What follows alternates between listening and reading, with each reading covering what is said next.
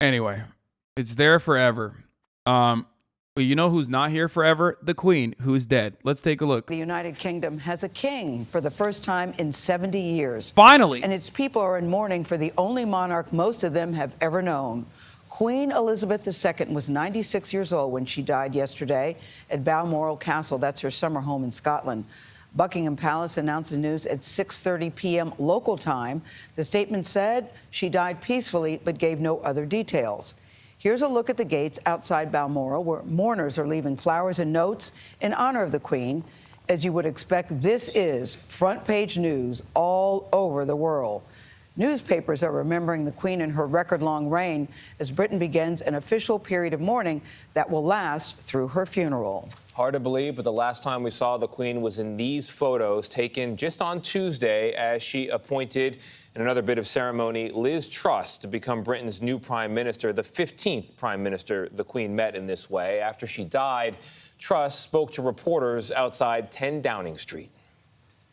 Queen Elizabeth II was the rock on which modern Britain was built. Today, the crown passes, as it has done for more than 1,000 years, to our new monarch, our new... Bro, she is the... Dude. We know this shit's on autopilot, right? Like, we know that these governments, they're well-oiled capitalist machines. They are already on autopilot. So what they should do in this situation is just at least have someone with like a little bit of charisma. Bojo had it, okay? Bojo was telegenic. It is insane that after Bojo, you're going to put this bozo up there, dude. She is so bad. Now, she might have actually murdered the Queen, which, you know, props to her if she did, right? But everything else is like she has the charisma. She's like a charisma black hole. This is the Kamala Harris of England. What the fuck are they doing? new head of state, His Majesty King Charles III. And the new king is expected to meet with the prime minister later today, one of the first official acts he will take as Britain's monarch. Charles is also expected to make a speech on national television, 6 p.m. local time this afternoon here in the U.S. And we have a team of correspondents who've been following this news since yesterday. They're in London and elsewhere. We're going to have full coverage of this truly era-defining story over the next 2 hours. But we're going to go first to Holly Williams, back outside Buckingham Palace, where thousands of people gathered yesterday to mourn the nation's loss, gathered in the hours after the news broke, and gather still this morning in a light rain. Holly, good morning. Good morning. Well, this moment was, of course, inevitable, but there's still a sense of shock here because it's so hard to imagine this country without her. And for many British people, the Queen embodied what they believe is best about themselves. Yes, she was reserved, a woman of few words, but she was... How much coverage can they do about this? Like, how much can they fucking talk about how awesome the Queen was, how dope she was, how reserved she was? New king is giving a speech at midnight just to get the American primetime viewers. Was also reliable. Wait, didn't he already do that? Didn't the new king already give a speech earlier today? Am I crazy? And had a religious commitment. God, the TV is going to be so shitty. Oh my Lord. To her nation. Our last images of the Queen, still with a mischievous smile, still doing her duty, meeting Britain's new Prime Minister just 2 days before her passing. This is BBC News from London.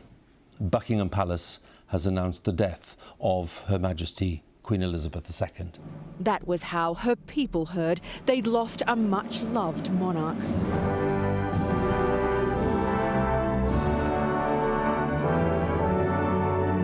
No, a lot of people actually found out on Twitter, like me, or they found out on the internet from some of the funniest fucking ways, like you know, seeing a cutout of the Queen's face alongside XXX Tentacion. You know what I mean? Like, we now live in such weird times where most people are going to find out. Some of you probably found out because you were watching the Myth paintball stream. And I went, the Queen is fucking dead, smoking on that Queen pack, R.I.P. Bozo.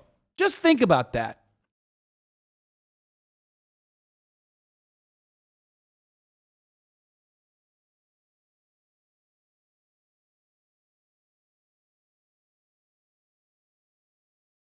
That's crazy. This is not how things are anymore. Also, if you want more people to find out about the Queen's death, the untimely demise of a 96-year-old, 96-year young, the untimely demise of such a young, beautiful, blossoming lady, then make better fan cams. This fan cam's dog shit.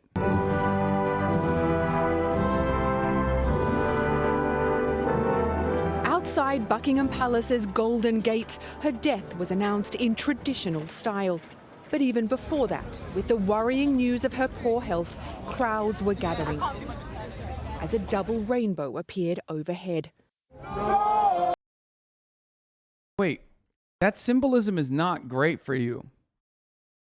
Don't you feel like God is literally saying, if you believe in that sort of thing, aren't you kind of saying like, yeah, no, R.I.P. Bozo? Like that's the closest you can get to God literally being like, nah, this shit sucked. No, she sucked.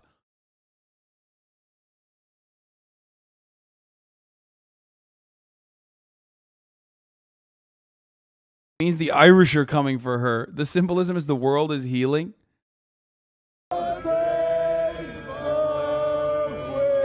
God Save the Queen, they sang, this country's national anthem.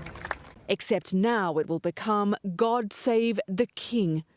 Truly the end of an age, spelled out by the British Prime Minister. We usher in a new era in the magnificent history of our great country, exactly as Her Majesty would have wished, by saying the words, God Save the King. The first news that she was seriously ill came at around noon yesterday, the palace saying her doctors were concerned for Her Majesty's health. In the reserved language of the royal family, that was enough. The country held its breath.